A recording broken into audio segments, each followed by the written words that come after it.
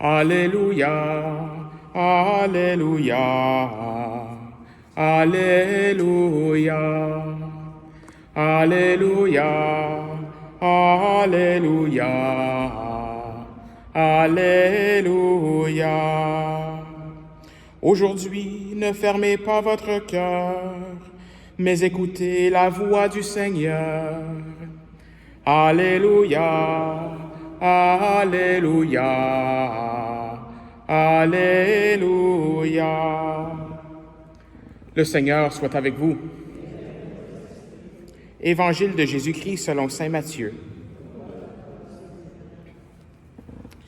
En ce temps-là, Jésus se mit de nouveau à parler aux grands prêtres et aux anciens du peuple, et il leur dit en parabole: « Le royaume des cieux est comparable à un roi qui célébra les noces de son fils. Il envoya ses serviteurs appeler à la noce les invités, mais ceux-ci ne voulaient pas venir.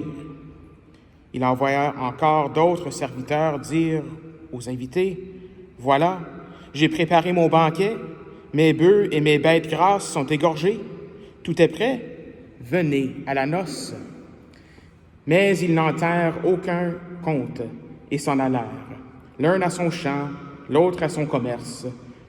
Les autres empoignèrent les serviteurs, les maltraitèrent et les tuèrent.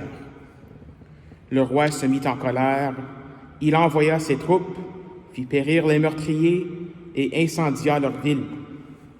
Alors il dit à ses serviteurs: « Le repas de noces est prêt, mais les invités n'en étaient pas dignes.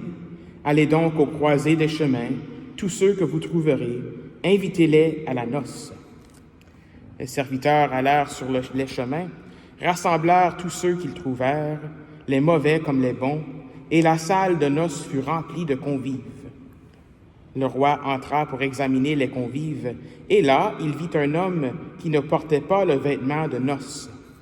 Il lui dit: « Mon ami, comment es-tu entré ici sans avoir le vêtement de noces? » L'autre garda le silence.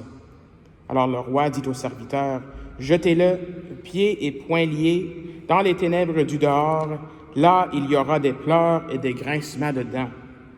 Car beaucoup sont appelés, mais peu sont élus. » Acclamons la parole de Dieu.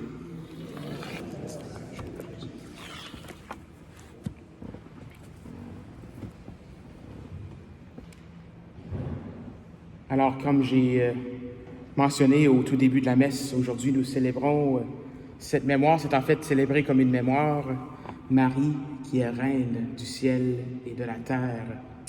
Et en chantant en fait ce verset alléluiatique, aujourd'hui ne fermez pas votre cœur, mais écoutez la voix du Seigneur. D'où vient la voix du Seigneur? C'est par sa parole. Alors j'ai un avertissement avant que je rentre dedans, l'homélie, c'est qu'il y a beaucoup de Bibles aujourd'hui. Donc, tout ce qui me venait aujourd'hui quand je me préparais, c'était des versets de la Bible et des connexions qui se faisaient avec les lectures d'aujourd'hui puis la fête d'aujourd'hui.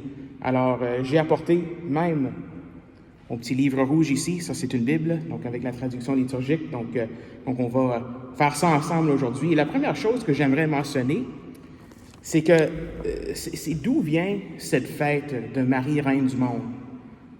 Moi, je me disais, en tout cas, tu sais, c'est comme, pourquoi est-ce que l'Église célèbre ça? Pourquoi est-ce qu'on célèbre ça? Où est-ce que ça se trouve dans les Écritures? Ou bien, pourquoi est-ce qu'on célèbre Marie comme reine? Et donc, ce qui m'est venu, ce que j'ai fait une recherche, et en fait, Marie qui est reine, c'est préfiguré, en fait, dans l'Ancien Testament, dans le livre des rois. Donc, vous vous souvenez peut-être du roi Saül, le roi David, et puis ensuite son fils le roi Salomon. Donc, il y a une petite histoire avec Salomon. Salomon, lui, qui a construit le temple à Jérusalem. Il y a une petite histoire entre Salomon et sa mère, la mère de Salomon, qui est la reine dans ce temps-là. Et son nom, c'est... je l'ai en anglais, Bathsheba, mais Bethsabée, ça c'est la mère de Salomon. Et puis une petite histoire, ici je vais la lire, c'est du deuxième chapitre du premier livre des rois. Et ça c'est ce que ça dit. Bethsabée se rendit chez le roi Salomon pour lui parler en faveur d'Adonias. Le roi se leva, vint à sa rencontre et se prosterna devant elle. Puis, il prit place sur son trône. Il fit installer également un trône pour la mère du roi, et elle prit place à sa droite. Elle dit, « Je n'ai qu'une petite demande à te faire. Ne me repousse pas. » Le roi lui dit, « Demande, ma mère, je ne te repousserai pas. » Elle reprit, « Que l'on donne pour femme Abishag, la Sunamite, à ton frère Adonias. » Donc, il y a des gens qui sont en train de demander à Bathseba, ou des gens de la communauté, qui la demandent une faveur. Et puis elle, comme elle est la mère du roi, et elle a un trône à côté du roi, son fils lui dit, « Mais je ne vais pas te repousser, demande-moi ce que tu veux. » Donc, elle intercède pour ces gens de la communauté-là auprès du roi. Et je dirais que c'est la même chose, mais encore plus, parce qu'ici, on est sur terre, mais là, Marie, elle règne avec Jésus au ciel.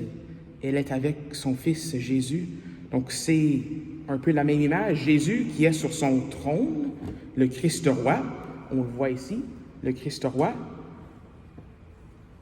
Aujourd'hui, il a installé un trône pour sa mère, juste à côté de lui, à sa droite. Il a couronné sa mère aujourd'hui, en cette fête de Marie, qui est reine, qui est notre reine. Alors ça, c'est la première chose, c'est préfiguré dans l'Ancien Testament. C'est pas quelque chose qui sort de nulle part, mais c'est quelque chose qui est vraiment dans la tradition de l'Église, que Marie, elle est notre reine. Et j'aimerais ça relier ça un peu avec ce que Saint Paul dit dans sa lettre à Timothée. Donc, j'ai une autre petite affaire ici. Saint Paul dit dans sa deuxième lettre à Timothée, « Nous sommes morts avec lui nous vivrons. Si nous supportons l'épreuve, avec lui nous régnerons. » Si nous supportons l'épreuve, avec lui nous régnerons. Donc là où est allée Marie, elle est couronnée reine du ciel. Nous aussi, on va la suivre. On est dans ce chemin-là. On va régner avec Jésus un jour, nous aussi. Et déjà, on le fait pour son Église ici. Quand on est baptisé dans le Christ et on reçoit cette onction de prêtre, prophète et roi. Donc, nous aussi, on fait partie de cette famille royale et Marie en est la première. Mais ça parle ici d'une épreuve. Si nous supportons l'épreuve avec lui, nous régnerons. Donc, c'est quoi cette épreuve? Ça, c'est où est-ce que l'Évangile d'aujourd'hui est venu. L'Évangile d'aujourd'hui, on a quelqu'un qui est entré dans cette grande salle. On pourrait dire, mais c'est pas vraiment juste qu'il a choisi le mauvais T-shirt ce matin-là, puis il s'est fait rejeter dehors. Pourquoi? Mais c'est pas exactement cela, mais c'est ce vêtement. Donc le Seigneur nous appelle tous et toutes à le suivre, à être avec lui, à faire partie de son royaume, le royaume des cieux. Mais c'est pas un free-for-all, comme on dit. Il y a des conditions pour faire partie de ce royaume-là. Il y a des conditions, il faut faire notre part un peu aussi. Le Seigneur nous l'offre, nous aussi on doit l'accepter. Nous aussi on doit vivre comme des enfants du royaume. Donc c'est là que ça vient ce vêtement. C'est un symbole pour vivre comme des enfants du royaume, ce vêtement-là. Et on voit ça dans le livre de l'Apocalypse. Si vous venez cette image-là, encore la Bible, le dernier livre de la Bible, l'Apocalypse, on a ceux qui ont lavé leurs vêtements dans le sang de l'agneau, donc les martyrs. Donc je pense que ça, c'est l'épreuve.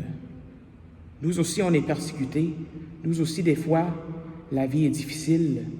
Dans une belle prière à notre Reine Marie, nous passons à travers une vallée de larmes, souvent. Et même moi aussi, aujourd'hui, j'ai des émotions, aujourd'hui, en ce 22 août, parce que c'est le jour, aujourd'hui, que mon père est décédé, il y a 11 ans. Je me souviens bien de cette journée-là. Et puis, Mon premier instinct, c'était de venir voir Maman Marie, ici à cette cathédrale. Et puis il y en a qui m'ont accueilli ici, qui sont là aujourd'hui, qui m'ont même donné de la lasagne aussi, je me souviens de cela, mais en tout cas, parce qu'ils disent « Ah, t'as faim, tu dois manger ».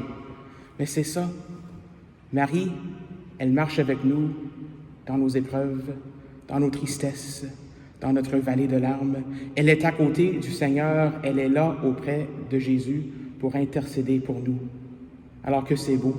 Alors ensemble, j'aimerais ça prendre cette prière, ma feuille a tombé.